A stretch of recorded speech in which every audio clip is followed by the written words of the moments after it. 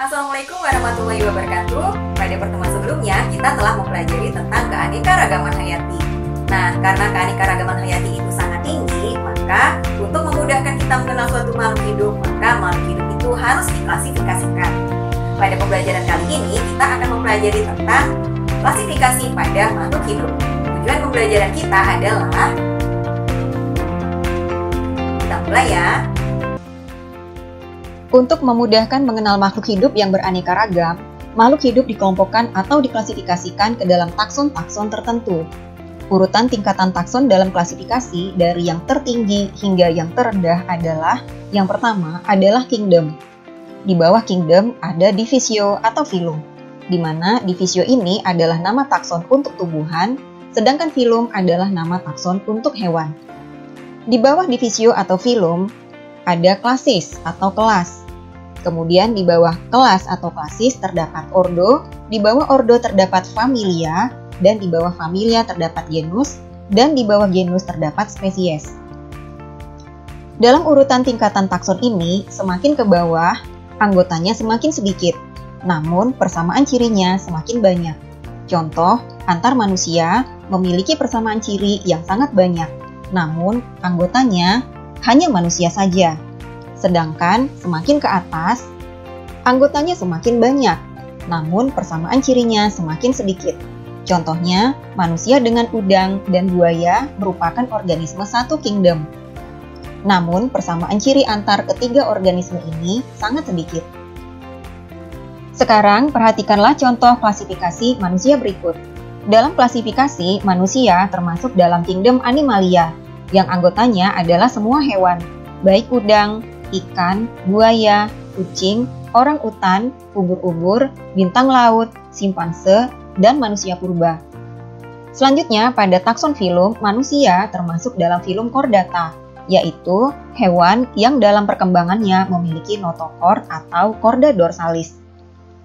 Organisme lain yang termasuk dalam filum Chordata dalam contoh ini yaitu ikan, buaya, kucing, orang utan, simpanse, dan manusia purba. Selanjutnya, pada takson klasis atau kelas, manusia termasuk dalam kelas Mamalia, yaitu kelompok hewan yang memiliki kelenjar mamae. Dalam contoh ini, anggota kelas Mamalia, anggotanya tinggallah kucing, orang utan, simpanse, dan manusia purba. Selanjutnya, pada takson ordo, manusia termasuk dalam ordo Primata, yaitu kelompok hewan dengan mata stereoskopis dan wajah menghadap ke depan. Hewan lain yang juga termasuk dalam ordo ini yaitu orang utan, simpanse, dan manusia purba. Selanjutnya, pada takson familia, manusia termasuk ke dalam familia Hominidae, yang anggotanya tinggallah simpanse dan manusia purba. Selanjutnya, untuk takson genus, manusia termasuk dalam genus Homo, yaitu genus orang. Dalam takson genus ini, anggotanya tinggallah manusia dan manusia purba. Dan pada takson yang paling rendah, yaitu takson spesies, manusia termasuk dalam spesies Homo sapiens, yaitu kelompok manusia cerdas, yang anggotanya tinggallah manusia saja. Manusia purba sudah tidak lagi termasuk dalam spesies ini. Nah, berdasarkan contoh ini, jelas bahwa semakin tinggi tingkatan takson, maka anggotanya akan semakin banyak, namun persamaan cirinya semakin sedikit. Sedangkan semakin rendah suatu tingkatan takson, maka anggotanya semakin sedikit, namun persamaan cirinya semakin banyak. Sekarang, marilah kita pelajari aturan penulisan nama ilmiah suatu spesies. Nama ilmiah suatu spesies terdiri dari dua suku kata yang menggunakan bahasa Latin atau yang dilatinkan. Penulisan kedua suku kata tersebut wajib digarisbawahi secara terpisah seperti ini atau dicetak miring seperti ini. Apabila kedua suku kata sudah digarisbawahi, maka tidak boleh lagi dicetak miring. Dan apabila kedua suku kata telah dicetak miring, maka tidak boleh lagi digarisbawahi. Dalam penulisan nama ilmiah tersebut, kata pertama menunjukkan genus, sedangkan kata kedua merupakan penunjuk spesies. Huruf pertama pada kata yang menunjukkan genus wajib ditulis dengan menggunakan huruf besar. Sedangkan huruf pertama kata kedua yang merupakan penunjuk spesies wajib menggunakan huruf kecil.